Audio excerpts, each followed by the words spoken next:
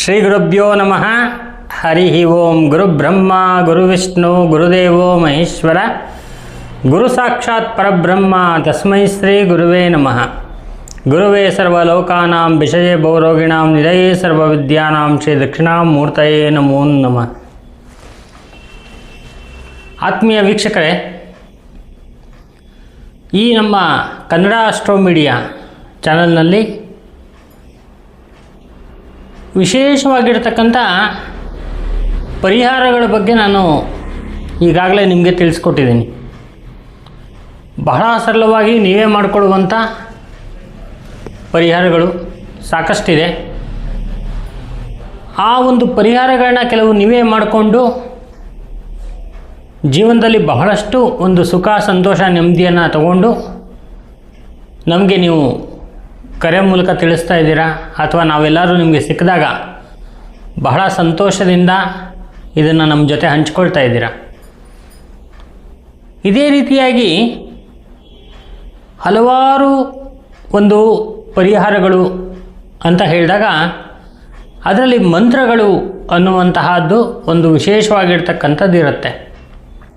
ಮಂತ್ರ ಪರಿಹಾರ ಎಲ್ಲದಕ್ಕಿಂತ ದಿ ಬೆಸ್ಟ್ ಪರಿಹಾರ.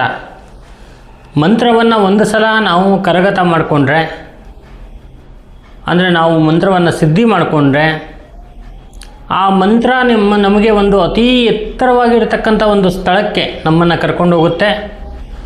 ಮತ್ತು ಆ ಸ್ಥಳದಲ್ಲಿ ನಮಗೆ ಕೀರ್ತಿ, ಯಶಸ್ಸು, ಅನುಕೂಲ, ಅಭಿವೃದ್ಧಿ ಎಲ್ಲವೂ ಸಿಗುತ್ತೆ.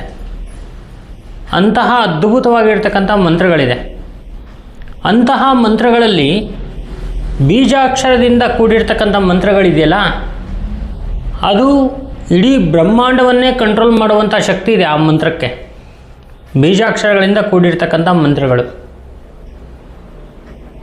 ಅಂತಹ ಮಂತ್ರಗಳಲ್ಲಿ ಗಂಡು ದೇವರ ಮಂತ್ರ, ಹೆಣ್ಣು ದೇವರ ಮಂತ್ರ ಬೇರೆ ಬೇರೆಯಾದ್ದಾಗಿದೆ. ಈ ಗಂಡು ದೇವರ ಮಂತ್ರ ಮತ್ತು ಹೆಣ್ಣು ದೇವರ ಮಂತ್ರಗಳಲ್ಲಿ ಹೆಣ್ಣು ದೇವರ ಮಂತ್ರ ಅತೀ ಒಂದು ವಿಶೇಷವಾಗಿರ್ತಕ್ಕಂಥ ಶಕ್ತಿಯುಳ್ಳಂಥ ಮಂತ್ರಗಳಿದೆ. ಅದರಲ್ಲಿ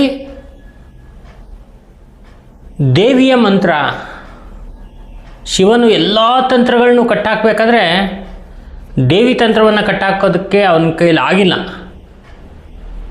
ಅಥವಾ ಅವನು ಮರೆತು ಹಾಗೆ ಬಿಟ್ಬಿಟ್ಟ. ಅಂತಹ ದೇವಿಯ ತಂತ್ರದಲ್ಲಿ ಅತೀ ಅದ್ಭುತವಾಗಿರ್ತಕ್ಕಂಥ ಮಂತ್ರಗಳು ಬೇಕಾದಷ್ಟಿದೆ ಬ್ರಹ್ಮಾಂಡದಲ್ಲಿ. ಅದರಲ್ಲಿ ಒಂದು ಅದ್ಭುತವಾಗಿರ್ತಕ್ಕಂಥ ಮಂತ್ರದ ಬಗ್ಗೆ ಇವತ್ತು ನಾನು ನಿಮ್ಗೆ ತಿಳಿಸ್ಕೊಡ್ತಾ ಇದ್ದೀನಿ. ನಾನು ಹೇಳುವಂಥ ಈ ಒಂದು ಮಂತ್ರ ಪ್ಲಸ್ ತಂತ್ರ ಇದೆರಡನ್ನು ಬಳಸ್ಕೊಂಡು ನಿಮ್ಮ ಜೀವನದಲ್ಲಿ ಬಹಳ ಒಂದು ಅನುಕೂಲ, ಅಭಿವೃದ್ಧಿಯನ್ನು ನೀವು ಮಾಡ್ಕೋಬೋದು. ಇದೊಂದೇ ತಂತ್ರ ಸಾಕು ನಿಮ್ಮ ಜೀವನದಲ್ಲಿ ನೀವು ಅದೃಷ್ಟವಂತರಾಗಬೇಕಾದ್ರೆ. ಏನು ತಂತ್ರ ನೋಡಿ, ಇದನ್ನು ಶ್ರೀಮಂತರು ಬಡವರು ಅಂತ ಏನಿಲ್ಲ, ಅಥವಾ ಈ ಒಂದು ಮಾಡುವಂತಹ ಒಂದು ವಿಧಿಯಲ್ಲಿ ಯಾವುದೇ ರೀತಿಯಾಗಿರ್ತಕ್ಕಂಥ ಜಾತಿ ಭೇದಗಳಿಲ್ಲ.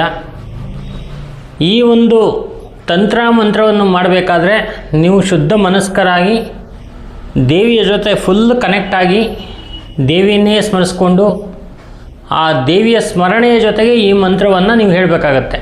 ಯಾವ ರೀತಿಯಲ್ಲಿ ಹೇಳೋದು ಅಂದರೆ, ಸಂಜೆ ಸೂರ್ಯಾಸ್ತಮಾನದ ನಂತರ ಒಂದು